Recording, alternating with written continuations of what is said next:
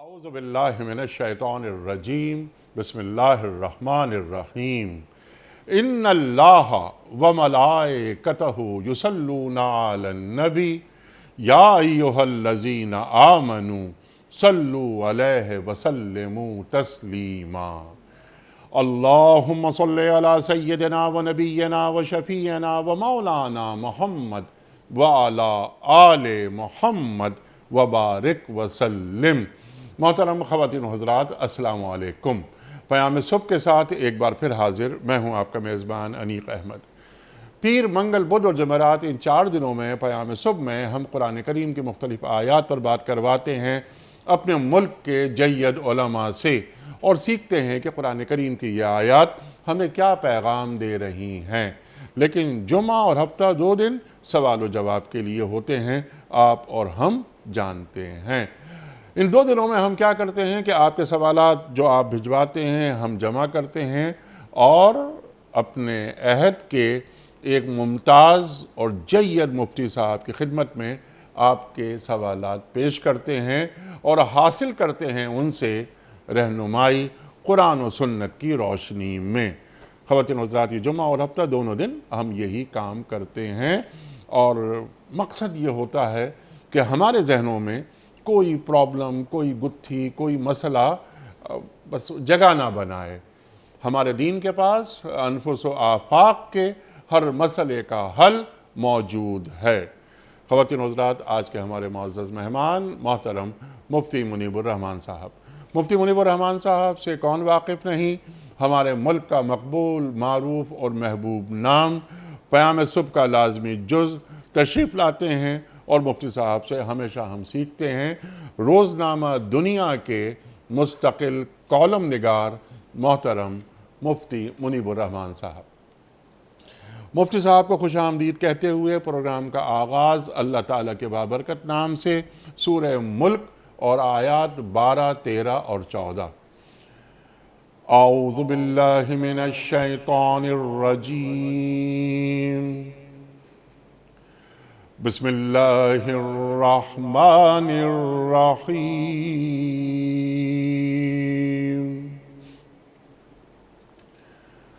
ان الذین یخشون ربهم بالغیب لهم مغفرة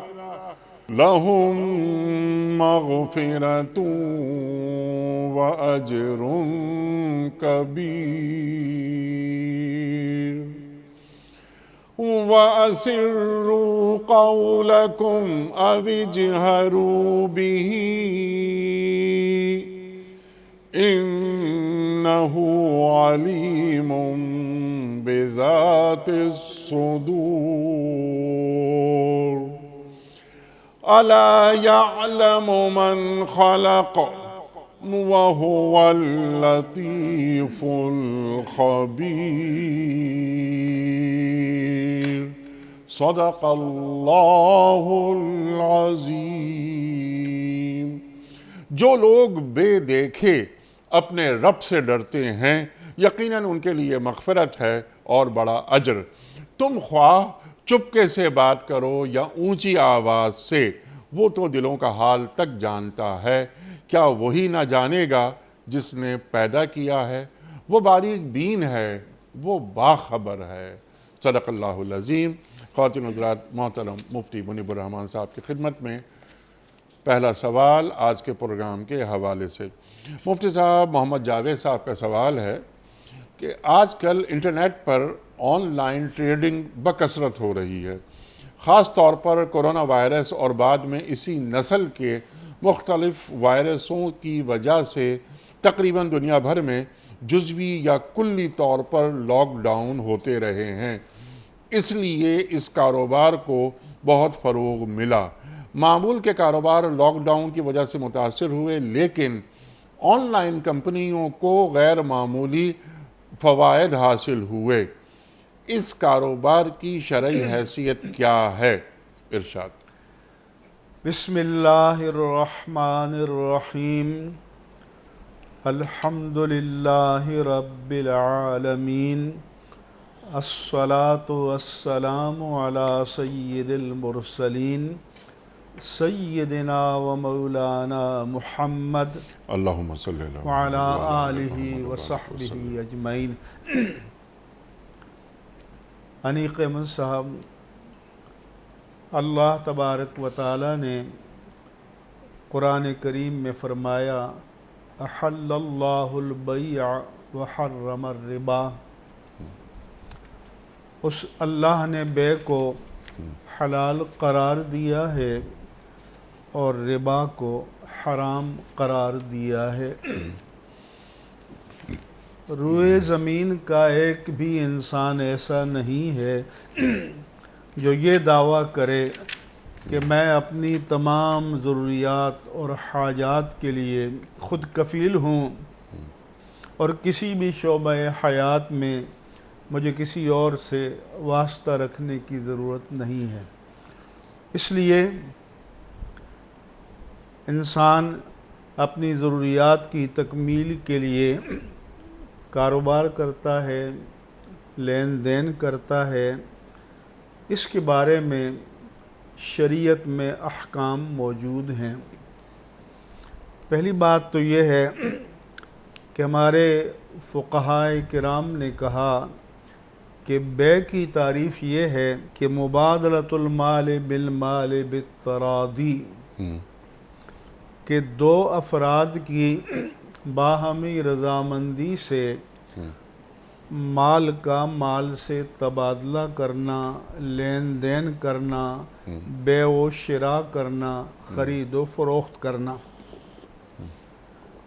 ایک جو پروپوز کرتا ہے اسے ایجاب کہتے ہیں اور جو قبول کرتا ہے اسے ایکسیپٹنس کہتے ہیں۔ بیع و شراء کی اہلیت کے لیے بالغ ہونا شرط نہیں ہے، عاقل ہونا شرط ہے۔ بیع کی شرائط میں سے یہ ہے کہ مبیع یعنی جس چیز کا سودا کیا جا رہا ہے وہ متعین ہو، معلوم ہو، اور ثمن یعنی فریقین کے درمیان، بائع اور مشتری کے درمیان جو قیمت طے پائی ہے وہ متعین ہو، معلوم ہو، تاکہ بعد میں کوئی تنازع پیدا نہ ہو۔ ٹھیک۔ اسی طرح سے یہ بھی فرمایا اللہ کے رسول صلی اللہ علیہ وآلہ وسلم نے کہ لا تبع ما لیس عندک، جو چیز تمہارے پاس موجود نہیں اس کا سودا نہ کرو۔ یہ بھی فرمایا فقہائے کرام نے کہ چیز موجود بھی ہونی چاہیے اور مقدور و تسلیم، یعنی آپ خریدار کو ڈیلیور بھی کر سکیں، اس کو دے بھی سکیں۔ ٹھیک۔ اگر بیع سلم ہے یعنی سودا اب طے ہو رہا ہے، ایک فریق مشتری قیمت دے رہا ہے اور جو بائع ہے وہ کہتا ہے کہ میں فلاں تاریخ کو فلاں وقت فلاں مقام پر آپ کو یہ ڈیلیور کروں گا بعد میں، تو یہ بھی جائز ہے۔ اب انٹرنیٹ پر جو کاروبار ہو رہا ہے اس میں ایک بات بنیادی ذہن میں رہے کہ نہا رسول اللہ صلی اللہ علیہ وسلم عن بیع الغرر، کہ اللہ کے رسول صلی اللہ علیہ وآلہ وسلم نے دھوکے کی بیع سے منع فرمایا۔ مثال کے طور پر ایک آدمی کہتا ہے کہ میں نے اس کھیت میں فصل کاشت کیا ہے ٹھیک، اور یہ آپ اتنے میں خرید لیں۔ یہ جائز نہیں ہے۔ کیوں؟ کہ فصل اگے گا یا نہیں، اگے گا تو کامل ہوگا یا نہیں، یا اس سے پہلے کوئی قحط سالی آ جائے، کوئی آفت آ جائے، کوئی فصل تباہ ہو جائے، پھر اگر فصل کامل بھی ہوتا ہے تو اس کی مقدار بھی معلوم نہیں ہے، تو اس طرح کی بے جائز نہیں ہے۔ ٹھیک۔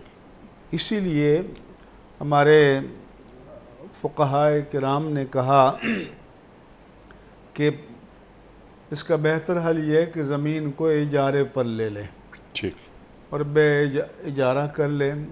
یا باغ ہے کہ ابھی کومپلیں بھی نہیں نکلی، ابھی پھول بھی نہیں آئے، ابھی فصل آنے کی بات تو دور کی ہے، تو ابھی سودا نہیں ہو سکتا، لیکن اگر وہ زمین کو کرائے پر لے لیتا ہے، اجارے پر لے لیتا ہے، اس میں جہاں خالی جگہ کاشت بھی چاہے تو کرے اور درختوں کو بھی، تو اس صورت میں یہ بے ہو جائے گی، کیونکہ یہ اجارہ ہے اور اجارہ جائز ہے۔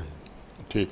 اب انٹرنیٹ پر یا آن لائن جو ہوتا ہے کہ ایک چیز کو انٹرنیٹ پر یا کوئی اپنے پیج پر ڈسپلے کرتا ہے، رکھتا ہے، مختلف زاویوں سے وہ آن لائن خریدار کو دکھاتا ہے۔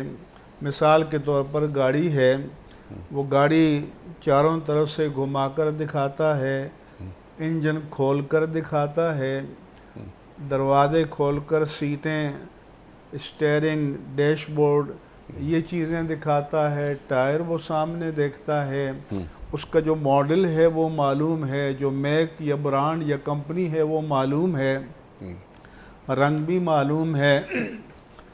تو اس طرح اگر اس کو رویت سے مقصود حاصل ہو جائے تو اس کا سودا ہو سکتا ہے۔ ٹھیک۔ اب پیمنٹ کیسے ہو تو اور ڈیلیوری کیسے ہو؟ تو ایک تو یہ ہے کہ اگر انٹرنیٹ پر جو ڈیمانسٹریشن کر رہا ہے اس کی ملک میں ہے، اس کے قبضے میں ہے، تو وہ تو سودا صحیح ہے۔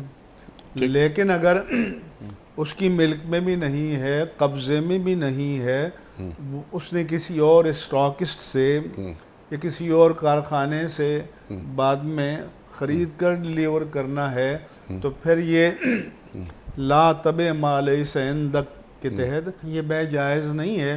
البتہ یہ اس کا وکیل بن سکتا ہے، ایجنسی ایگریمنٹ کر سکتا ہے کہ یہ پروڈکٹ ہے، یہ اس کی صفات ہیں، یہ اس کی قیمت ہے، اور میں آپ کو وکیل بن کر دوں گا، آپ کے گھر پر ڈیلیور کروں گا یا گوڈاؤن میں، شو روم میں، جہاں بھی۔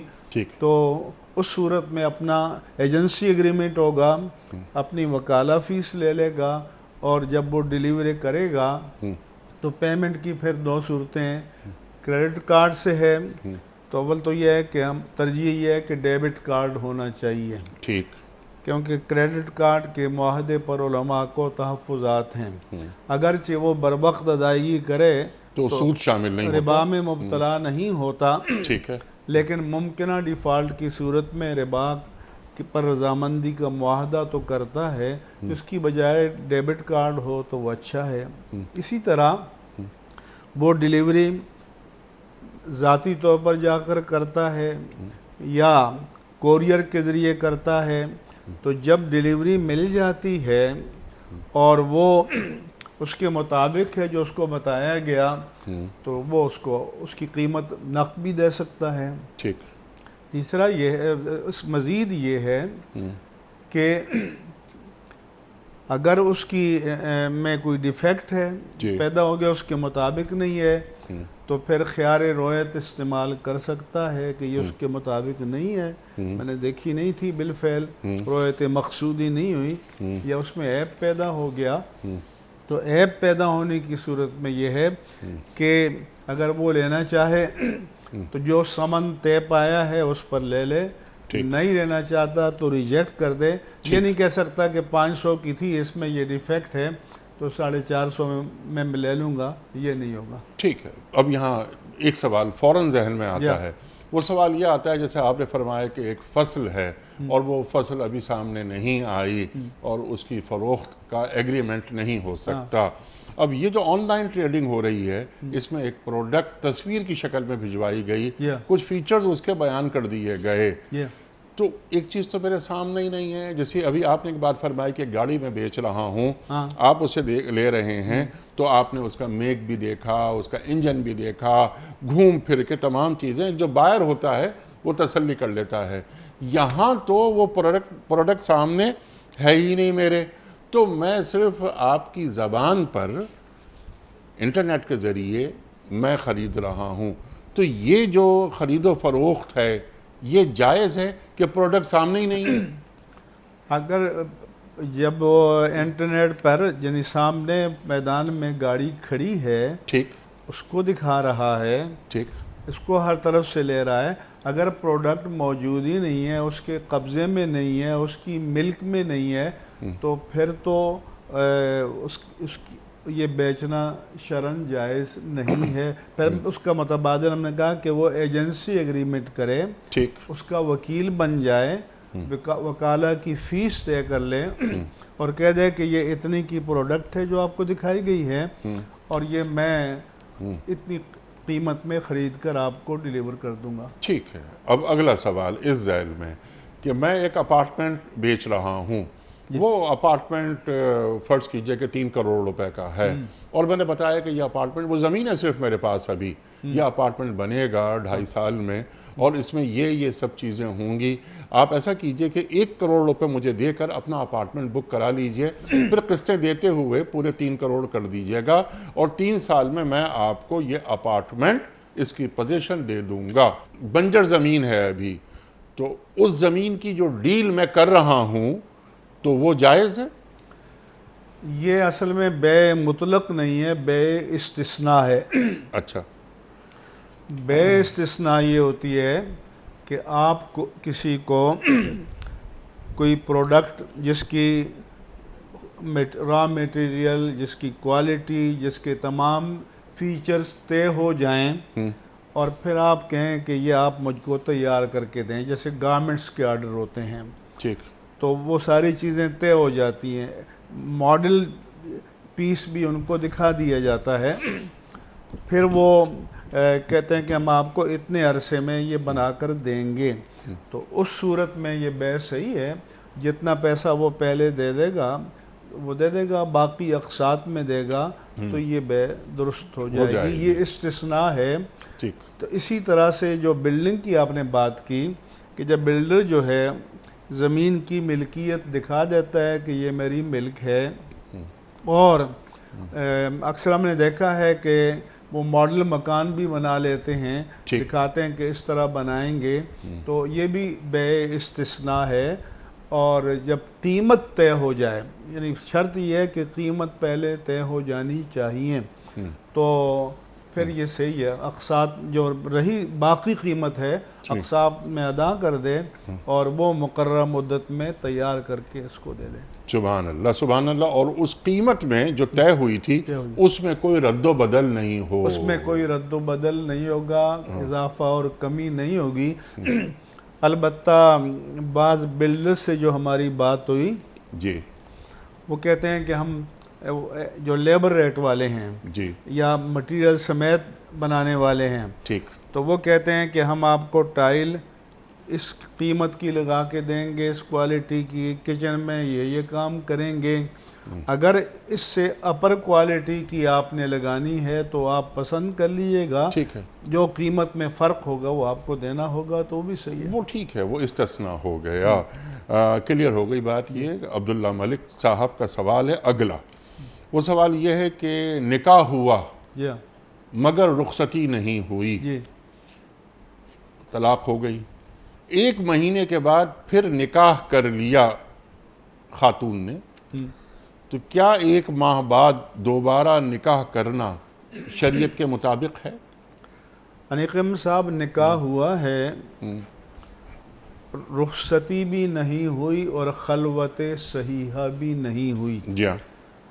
خلوت صحیحہ یہ ہے کہ نکاح کے بعد ایسی پرائیویسی ہوئی ہو کہ جہاں وہ ازدواجی تعلقات قائم کرنا چاہیں تو کوئی رکاوٹ طبعی نہیں ہے، ٹھیک، تو اس صورت میں طلاق دیتا ہے تو پورا مہر واجب ہوگا اور عدت بھی گزارنی پڑے گی۔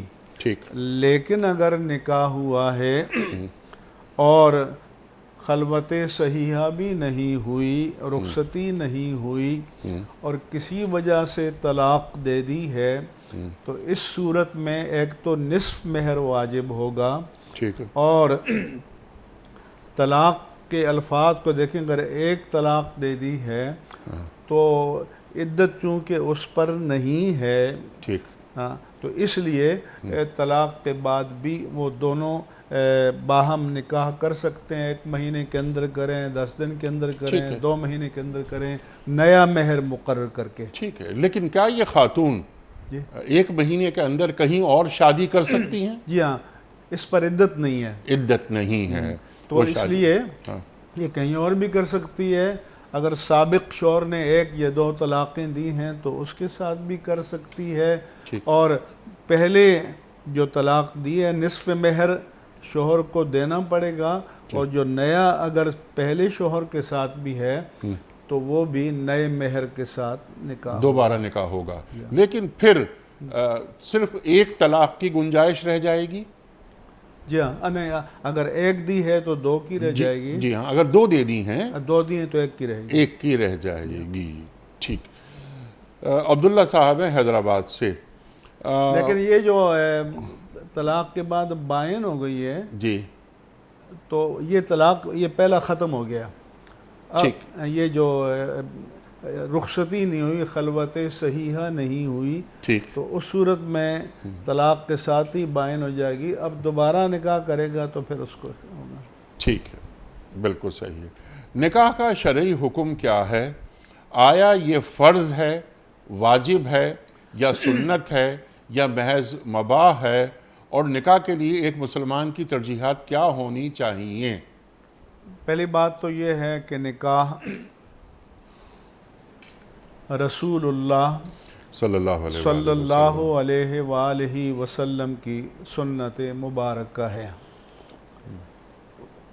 اسی لیے رسول اللہ صلی اللہ علیہ وآلہ وسلم نے فرمایا النکاح من سنتی، نکاح میری سنت ہے، اور ایک اور حدیث میں فرمایا فمن رغب عن سنتی فلیس منی، جو میری سنت سے اعراض کرے گا تو وہ مجھ سے نہیں ہے۔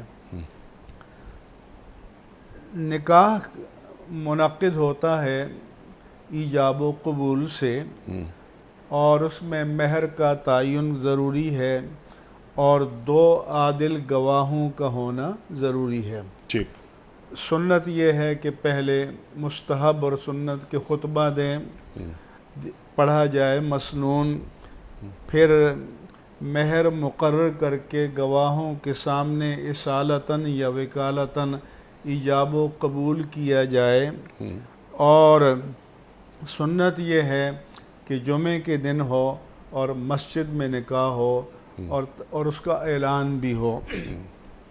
اب جو مسئلہ آپ نے پوچھا کہ فرض ہے، واجب ہے، سنت ہے، تو ہمارے فقہائے کرام نے فرمایا کہ اگر صاحب استطاعت ہے اور اس پر شہوت کا غلبہ ہے اور اسے ظن غالب ہے کہ نکاح نہیں کرے گا تو گناہ میں مبتلا ہو جائے گا، تو ایسے آدمی پر نکاح فرض ہے۔ ٹھیک، اگر صاحب استطاعت ہے اور وہ نکاح کرنا چاہتا ہے، اور وہ مثال کے طور پر کہ اگر وہ سمجھتا ہے کہ میں نکاح نہیں کروں گا تو کہیں گناہ میں مبتلا نہ ہو جاؤں، پہلا تو یہ ہے نا کہ اس کو ظن غالب ہے، ٹھیک، تو اس صورت میں واجب ہے۔ عام حالات میں نکاح کرنا رسول اللہ صلی اللہ علیہ وسلم کی سنت ہے، اور اس کو فقہائے کرام نے سنت مؤکدہ قرار دیا ہے۔ ٹھیک۔ اگر وہ عاقل بالغ ہے اور ازدواجی حقوق پر قادر ہے لیکن مہر ادا کرنے اور نفقے پر قادر نہیں ہے تو علماء نے فرمایا کہ وہ روزہ رکھے، نفس پر قابو پائے۔ ٹھیک۔ عام حالات میں نکاح جو ہے وہ مباح ہے اور یہ مختلف اس کے شرعی احکام ہیں۔ بیوی کے انتخاب کے حوالے سے رسول اللہ صلی اللہ علیہ وآلہ وسلم نے فرمایا کہ الدنیا کلھا متاع، دنیا ساری کی ساری عشرت کے راحت کے سامان ہیں۔ وخیر متاع الدنیا المرأۃ الصالحہ، اور دنیا کی نعمتوں میں سے سب سے بہترین نعمت نیک بیوی ہے۔ پھر رسول اللہ صلی اللہ علیہ وآلہ وسلم نے فرمایا کہ تنکح المرأۃ لاربع، کہ آدمی اپنے لیے رفیق حیات کا انتخاب کرتا ہے تو اس کے آرڈر آف میرٹ یا ترجیحات 4 ہوتی ہیں۔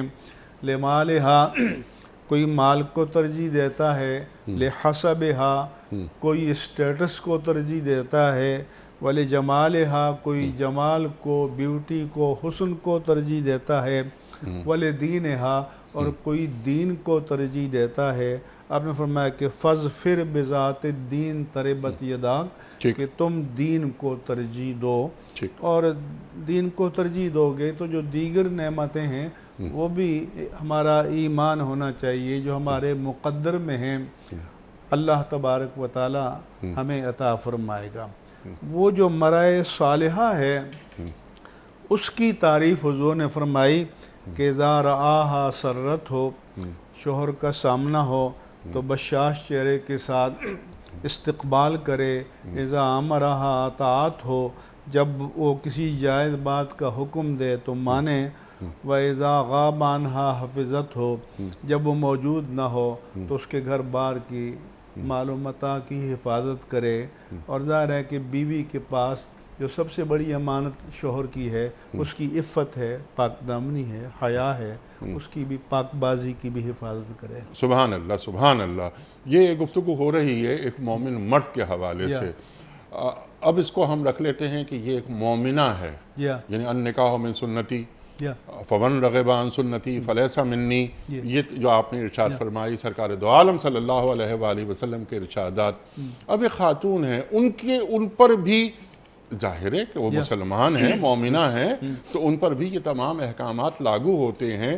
تو بعض خواتین، میرا پہلا سوال یہ ہے کہ وہ کہتی ہیں ہم شادی نہیں کر رہے، ہم وہ نکاح ان کے نزدیک کوئی پسندیدہ عمل نہیں ہوتا، مسلمان ہیں، اہل ایمان ہیں۔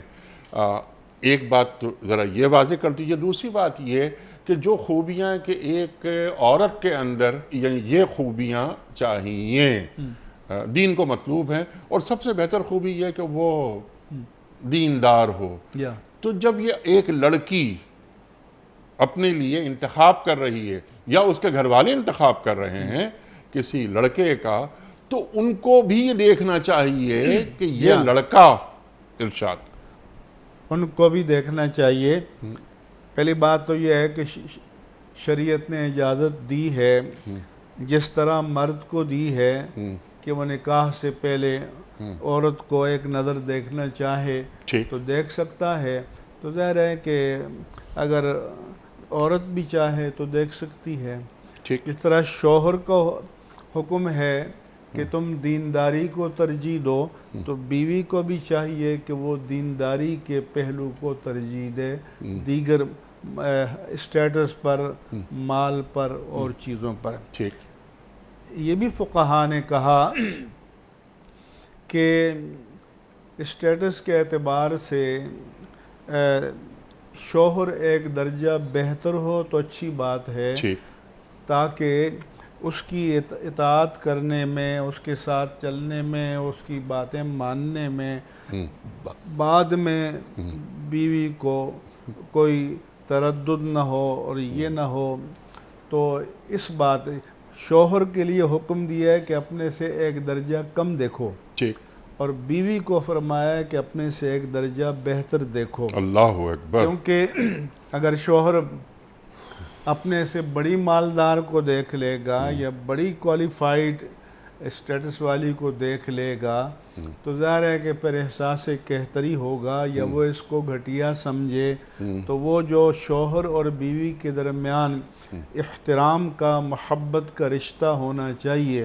ہاں، اگر بیوی مالدار بھی ہے، بیوی کوالیفائیڈ بھی ہے اور اتنی وسیع الظرف ہے کہ اس کے باوجود اگر اس کا شوہر اسٹیٹس میں اس سے کم تر ہے تب بھی اس کو شوہر کا درجہ دیتی ہے، اس کو حرمت دیتی ہے، اس کے ساتھ محبت کرتی ہے، حقوق کو ادا کرتی ہے، تو اچھی بات ہے، یہ تو اللہ کی نعمت ہے جس کو مل جائے۔ سبحان اللہ، سبحان اللہ۔ لیکن اب ذرا ہم تھوڑا سا، حالانکہ یہ سوال جواب میں ہم اس طرح کے سوال نہیں کرتے، لیکن یہ کہ ذرا حالات حاضرہ پہ ایک نگاہ ڈالتے ہیں ہم، جسے ہم کہتے ہیں نا ٹو ڈوز۔ اب قرآن کریم کی مختلف آیات پر ہم بات کرتے ہیں، پھر آیت کو جوڑتے ہیں حالات حاضرہ سے، آپ واقف ہیں اس بات سے۔ اب یہ جو آپ نے بات فرمائی، یہ دین فرما رہا ہے، یہ دین کیا فرما رہا ہے، بلکہ سرکار دو عالم صلی اللہ علیہ وآلہ وسلم فرما رہے ہیں۔ ہمارے پاس خاص طور پہ ہماری لڑکیاں، جب لڑکیاں اپنے لیے کوئی لڑکا منتخب کرتی ہیں تو کیا ان خوبیوں کو بائی اینڈ لارج دیکھا جا رہا ہے؟ ان کے والدین، اچھا ہمارے پاس اکثر لڑکیاں اپنے شوہر کا انتخاب خود نہیں کرتی، اور پورا پاکستان ہم اگر دیکھیں جہاں والدین نے جو لڑکا منتخب کر دیا تو وہ بیچاری ہماری جو بہن بیٹی ہے وہ کہتی ہے ٹھیک ہے، ہمارے والدین نے اچھی جگہ ہی ہمارا رشتہ کیا ہوگا۔ کیا والدین کی نگاہوں میں یہ معیارات ہوتے ہیں؟ اگر یہ معیارات ہوں جی تو الحمدللہ بہت اچھی بات ہے۔ یہاں یہ میں کہنا چاہوں گا کہ والدین کو ہمارے ہاں فقہ شافعی میں، فقہ حنبلی میں اور سلفی میں، فقہ جعفریہ میں تو ولی کو ولایت اجبار حاصل ہے۔ ٹھیک۔ فقہ حنفی میں جو باپ ہے تو اس کو جب بیٹی بالغہ ہو تو ولایت اجبار نہیں ہے۔ ولایت اجبار کے معنی یہ کہ بیٹی کہے کہ میں اس سے شادی نہیں کرنا چاہتی اور وہ جبراً کرائے، تو فقہ شافعی میں، حنفی میں یہ نہیں ہے، اور آج کل کے حالات کی روشنی میں فقہ حنفی ہی چل سکتی ہے۔ باقی جہاں ولایت اجبار ہے اس کا اب عملاً چلنا مشکل ہو رہا ہے، الا یہ کہ وہ بہت ہی مذہبی ذہن کے ہوں۔ دوسری بات یہ ہے کہ اولاد کے لیے بہتر یہ ہے کہ ماں باپ کی رضامندی کو ترجیح دے، اور ماں باپ کے لیے بہتر یہ ہے کہ وہ اولاد سے مرضی پوچھیں تاکہ جبر کے نتیجے میں کر لیا جائے اور بعد میں گھٹن ہو اور بعد میں ناچاقی ہو تو وہ نہیں ہونا چاہیے۔ لہذا اولاد کو بزرگوں کی رائے کا حتی الامکان احترام کرنا چاہیے، کیونکہ ان کے پاس تجربہ ہوتا ہے اس حوالے سے، اور والدین کو بھی اولاد کو مجبور نہیں کرنا چاہیے، مشورہ دینا چاہیے، کونسلنگ کرنی چاہیے، جس کے سے وہ رشتہ کرنا چاہتا ہے یا چاہتی ہے، مشاورت کر لے، اور مشاورت کے جو اچھے برے پہلو ہیں وہ آپس میں بحث کرنے چاہیے۔ ٹھیک ہے، لیکن مفتی صاحب میرا سوال ذرا سا ہٹ کے تھا۔ وہ سوال میرا یہ تھا کہ جو آپ نے معیارات بتائے ہیں، یعنی دین جو بتا رہا ہے، اللہ کے رسول صلی اللہ علیہ وآلہ وسلم جو فرما رہے ہیں کہ یہ معیارات ہیں، یعنی اس کا خاندان دیکھا جاتا ہے، اس کا حسن و جمال دیکھا جا رہا ہے، اس کی دولت دیکھی جا رہی ہے، اور اس کا دین، لیکن دین کو سب سے افضل مقام حاصل ہے۔ یہ ہمارا دین ہمیں تعلیم کر رہا ہے۔ میرا سوال آپ کی خدمت میں بہت آسان سا تھا کہ کراچی سے خیبر ہمارا ملک ہے، ہمارا پیارا ملک ہے، پیارا پاکستان، ہمارے والدین، یعنی میں والد ہوں تو میں اپنی بیٹی کے لیے جو رشتہ قبول کر رہا ہوں، کیا میں اس معیار کو دیکھ رہا ہوں کہ جو دین دے رہا ہے، یا اگر میں اپنی بہو ڈھونڈ رہا ہوں تو کیا میں اپنی بہو میں یہ خوبیاں دیکھ رہا ہوں؟ ہم فوراً کیا دیکھتے ہیں؟ مالدار خاندان، حسن و جمال وغیرہ وغیرہ۔ ارشاد آپ فرمائیے کہ اس پہ عمل کیوں نہیں ہو؟ صاحب شریعت تو سب پر حاکم ہے، اللہ کے رسول کا فرمان صلی اللہ علیہ وسلم سب پر حاوی ہونا چاہیے، جی سبحان اللہ۔ لہذا ماں باپ کو بھی چاہیے کہ جس وجہ ترجیح کو اللہ کے رسول نے پسند کیا ہے، انہیں اپنی نفسانی خواہشات کو اللہ کے رسول کی خواہش اور مشورے اور پسند پر قربان کرنا چاہیے۔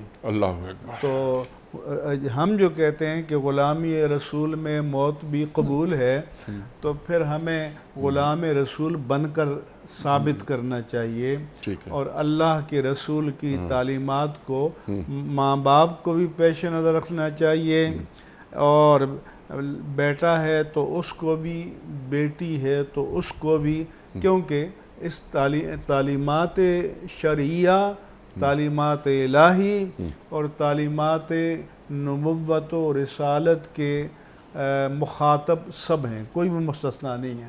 سبحان اللہ، سبحان اللہ، سبحان اللہ، سبحان اللہ۔ اور اللہ کے رسول صلی اللہ علیہ وآلہ وسلم کا فرمان سب پر حاوی ہے۔ اگلا سوال ہے محمد طلحہ صاحب کا کوٹ ادو سے۔ سوال ان کا یہ ہے کہ مفتی صاحب، کلمہ مفرد لفظ کو کہتے ہیں، جبکہ کلمہ طیبہ ایک بامعنی کلام ہے، تو اسے کلمہ کیوں کہا جاتا ہے؟ انیق احمد صاحب، کلمہ ہماری عربی گرامر میں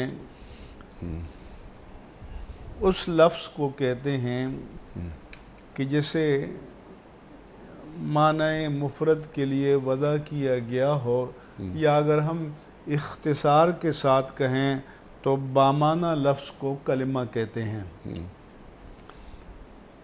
اس معنی میں ظاہر ہے کہ مفرد الفاظ جو ہیں وہ کلمات ہیں، اور کلام یا جملہ تام اس کلام کو کہتے ہیں کہ جس کو سن کر پورا مفہوم حاصل ہو جائے اور انسان اس کے بارے میں کوئی سوال ذہن میں نہ آئے، تو اس کو جملہ تامہ بھی کہتے ہیں، مرکب صحیح بھی کہتے ہیں، اور کلام بھی کہتے ہیں۔ اب یہ جو سوال آیا ہے، اس میں جب ہم کہتے ہیں شش کلمہ طیبہ، کلمہ شہادت، تو یہاں ہم ایک مجموعی مفہوم کو مفرد سے تعبیر کر کے کلمہ کہتے ہیں، اصل میں وہ کلام ہی ہوتا ہے۔ اور یہ بھی ہمیں قرآن نے بتایا کہ قرآن نے ایک پورے ایجنڈے کو کلمے سے تعبیر کیا کہ تعالو قل یا اہل الکتاب، کہہ دیجئے اے رسول کہ اے اہل کتاب، تعالو الی کلمۃ سواء بیننا و بینکم اللہ نعبد الا اللہ ولا نشرک بہ شیئا ولا یتخذ بعضنا بعضا اربابا من دون اللہ، کہ اے اہل کتاب آؤ، تم نے ہمارے دین کو تو قبول نہیں کیا، اور تم نے سر تسلیم خم نہیں کیا، تو چلو وہ مشترکات، کمیونلٹیز جو ہمارے اور تمہارے درمیان، کیونکہ اس کے مخاطب یہود مدینہ تھے براہ راست یا نصارہ تھے، کہ ہم اللہ کے سوا کسی کی عبادت نہیں کریں گے، یہ تورات اور انجیل کی بھی تعلیم ہے، اس کے ساتھ کسی کو شریک نہیں ٹھہرائیں گے، اور اللہ کے مقابل اپنے میں سے کسی کو رب نہیں مانیں گے. ٹھیک. اب یہ پورا ایک منشور ہے. اس کو قرآن مجید نے کلمہ کہ تعالو الی کلمۃ، تو اس لیے کبھی ایک مجموعی مفہوم کو بھی بتاویل مفرد کلمے سے تعبیر کیا جاتا ہے، اور یہ قرآن میں سنت میں سے یہ ثابت ہے. سبحان اللہ سبحان اللہ. مفتی صاحب کچھ ویڈیو کوئسچنز آپ کی خدمت میں. پہلا سوال مفتی صاحب کے لیے.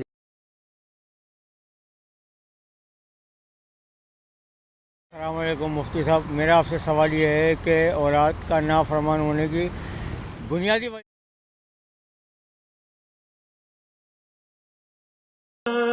سوال تو مفید ہے، اچھا ہے. جی ہاں، بہت اچھا سوال. اولاد کو کے نافرمان ہونے کے من جملہ اسباب میں سے پہلا تو یہ ہے کہ ہمیں اپنے آپ سے بھی سوال کرنا ہوگا کہ کیا ہم نے اپنے ماں باپ کی فرمانبرداری کی، کیا ہم نے اپنے ماں باپ کو راضی رکھا، کیا ہم نے ان کی اطاعت کی. تو کچھ قانون قدرت ہے کہ بعض اوقات انسان کے بعض اعمال و افعال کا نتیجہ دنیا میں مل جاتا ہے. اللہ اکبر. کہ ایک شخص ماں باپ کا نافرمان ہے، اور یہ قاعدہ کلیہ نہیں ہے، لیکن ایسا مثالیں مل جاتی ہیں کہ اس کی اولاد اس سے بڑھ کر نافرمان ثابت ہوئی. ٹھیک. اس کے بعد یہ ہے کہ اولاد کی نافرمانی کی شکایت کرنے سے پہلے ہمیں اپنے آپ سے سوال کرنا چاہیے کہ کیا ہم نے اولاد کی دینی تربیت کی، بہت اچھا. کیا ہم نے اولاد کی صحیح تربیت کی. اگر ہم نے اولاد کی صحیح تربیت کی ہوتی، دینی تربیت کی ہوتی، لیکن صرف یہ نہیں ہے کہ الفاظ کے روپ میں، بلکہ خود بھی اس کا عملی مظاہرہ کیا ہوتا، تو یقیناً اولاد پر ہماری تربیت کا اثر ہوتا، اس کا عکس نظر آتا. مثال کے طور پر ہم اولاد سے کہیں نماز نہ پڑھو اور خود نہ پڑھیں، تو ظاہر ہے کہ وہ جو انگریزی میں کہتے ہیں کہ actions speak louder than the words, کہ اعمال کی افعال کی تاثیر الفاظ سے زیادہ ہوتی ہے. تو اگر آپ چاہتے ہیں کہ اولاد صالح ہو تو خود بھی صالح بن کر دکھائیں. حضرت علی فرماتے ہیں کرم اللہ وجہہ کے قول یاد آیا کہ بہترین آدمی وہ ہے کہ جس کے اعمال بہترین ہیں، ورنہ اچھی باتیں تو برے لوگ بھی کر لیتے ہیں. یہ ہے.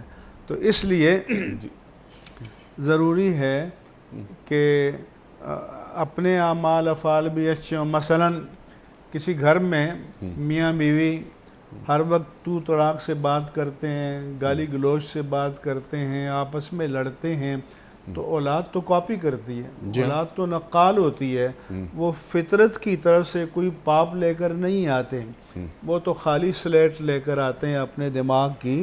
اس پر نقش تو آپ نے ثبت کرنے ہیں، اور وہ اس نے کاپی کرنی ہے تو سب سے پہلے ماں کی کرنی ہے، سب سے پہلے باپ کی کرنی ہے، پھر اگر بہن بھائی ہیں خاندان میں تو ان کی کرنی ہے. گھر سے تو بہت کچھ وقت کے بعد باہر نکلتا ہے، اور پھر معاشرے کے اثرات مرتب ہوتے ہیں. اس لیے حضور اکرم صلی اللہ علیہ وآلہ وسلم نے فرمایا کہ کل مولود یولد علی الفطرہ، کہ ہر بچہ فطرت سلیم پر پیدا ہوتا ہے. ثم ابواہ یحودانہ وینصرانہ ویمجسانہ، پھر اس کے ماں باپ اسے یہودی بناتے ہیں یا نصرانی بناتے ہیں یا مجوسی بناتے ہیں.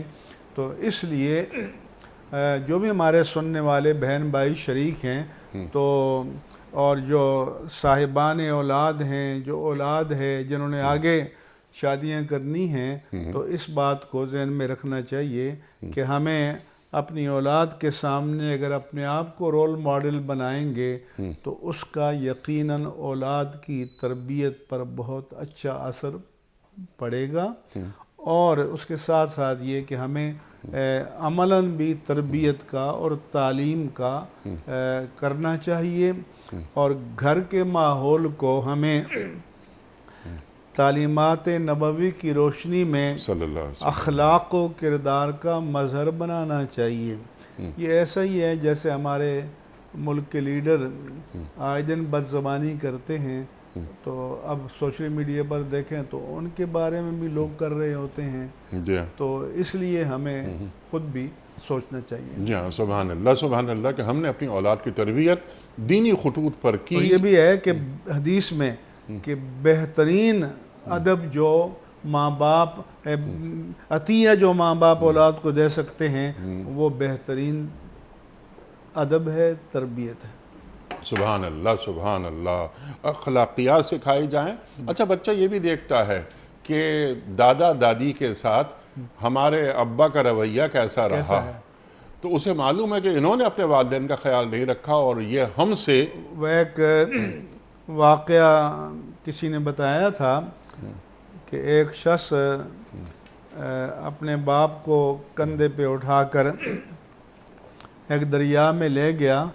جب سینے تک پانی پہنچا تو وہ باپ کو پھینکنے لگا دریا میں کہ اس سے نجات حاصل کریں، تو باپ نے کہا کہ بیٹا اتنی گہرائی میں تو میں نے اپنے باپ کو پھینکا تھا، اب میری سزا یہ ہے کہ تم تھوڑی اور گہرائی میں لے جاؤ۔ تو کبھی ایسا مکافات عمل بھی سامنے آ جاتا ہے۔ اللہ تعالیٰ ہم سب کو محفوظ فرمائے۔ اللہ اکبر۔ اور جو آپ نے بات فرمائی کہ دین سے قریب کریں، دینی خطوط پہ تربیت کریں، اولاد کے لیے دعا مانگیں۔ اب یہ ربنا حب لنا من ازواجنا و ذریاتنا قرۃ اعین واجعلنا للمتقین اماما یہ کیوں سکھایا جا رہا ہے؟ پھر وہ رب ارحمہما کما ربیانی صغیرہ تو بات کی بات ہے۔ اللہ اکبر۔ مفتی صاحب، میں آپ کا بڑا ممنون، بڑا شکر گزار، آپ تشریف لائے اور ہمارے محترم جو ناظرین ہیں، سامعین ہیں، ان کے سوالات کے شافی جوابات آپ نے قرآن و سنت کی روشنی میں عطا فرمائے۔ خواتین و حضرات، جمعہ اور ہفتہ 2 دن سوال و جواب کے لیے ہم نے رکھے ہوئے ہیں۔ پیر، منگل، بدھ اور جمعرات، ان 4 دنوں میں قرآن کریم کی منتخب آیات پر کلام کرتے ہیں ہمارے ملک کے ممتاز علماء، اور قرآن کریم کے معنی، مفاہیم اور تشریحات، تفسیریں وہ بیان کرتے ہیں کہ قرآن کریم کی یہ آیات ہم سے کیا مخاطبت کر رہی ہیں، ہم سے کیا تقاضا کرتی ہیں۔ خواتین و حضرات، لیکن یہ جمعہ اور ہفتہ سوال و جواب کے لیے، تو کوئی بھی سوال آپ کے ذہن میں ہو ہمیں ای میل کریں، ہمیں واٹس ایپ کریں، ہم آپ کا سوال رکھیں گے اپنے کسی بھی پروگرام میں۔ ہمارے پاس اچھا ایک بات اور وہ ذہن میں یہ آئی کہ سوالات بہت زیادہ آتے ہیں ہمارے پاس، تو ہم اس کیو میں لگا دیتے ہیں سوال کو۔ جب اس کا نمبر آتا ہے تو وہ سوال ہم مفتی صاحب کی خدمت میں پیش کرتے ہیں۔ تو اپنا سوال روانہ فرمائیے۔ ہمارا جو ای میل ایڈریس ہے وہ ps@duniatv.tv ہے، اور ہمارا واٹس ایپ کا نمبر ہے 0092-321-825-0194۔ پیام صبح کا اختتام ہوتا ہے روزانہ ایک قول پر، اور وہ قول ہوتا ہے صاحب نہج البلاغہ امیر المومنین حضرت علی مرتضی کرم اللہ وجہہ کا۔ آپ فرماتے ہیں کہ جب تمہیں رزق اور روزی دی جائے تو تم انفاق کرو، جب تمہیں رزق اور روزی دی جائے تو تم انفاق کرو۔ سبحان اللہ۔ اپنے میزبان انیق احمد کو کل تک کے لیے اجازت دیجیے۔ خدا حافظ۔